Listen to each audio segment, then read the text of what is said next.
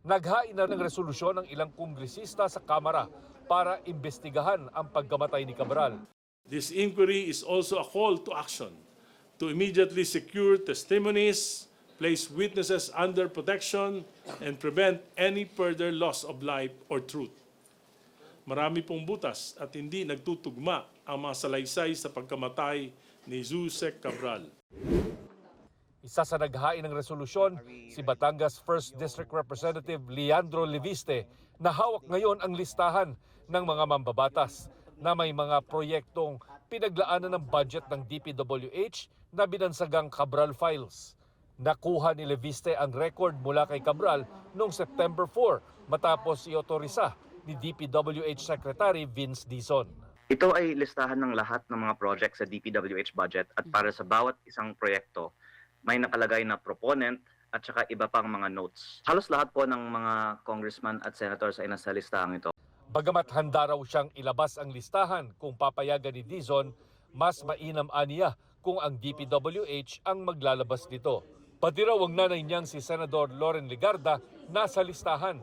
Bagamat sinabi raw nitong hindi niya nakausap si Cabral. Tinanong ko ang nanay ko, sabi niya hindi naman niya kinausap si Yusek Cabral tungkol sa project, kaya hindi niya alam paano nakapasok ito sa listahan. Kaya maganda din na maisa publiko ng DPWH ito para din malinawan na, uy, hindi pala ako yung nagpasok nun, baka ginamit lang ang pangalan.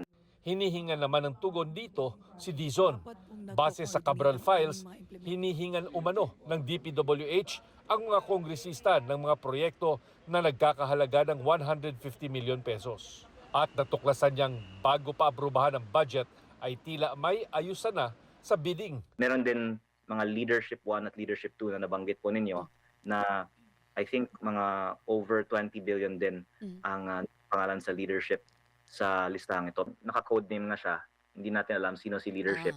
Pero ang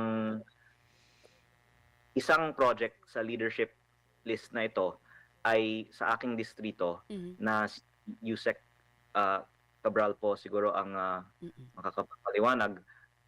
Pero yung kontratang ito ay na-award kay Congressman Edwin Garjola. Hinihingan pa namin ng komento rito si Garjola.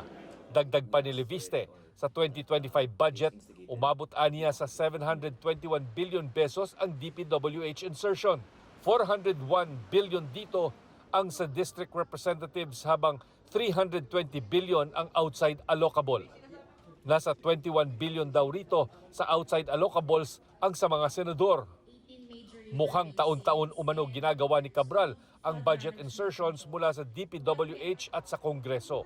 Pero hindi lang sila ang may insertion umano. Kami din po ditong mga opisyal sa mga ahensya ng gobyerno, bukod sa DPWH na may insertion, may mga secretary at undersecretary kahit walang kinalaman sa DPWH, meron din flood control project. Sabi ni Leviste, ipinakita na niya ang listahan sa Independent Commission for Infrastructure at sa Ombudsman.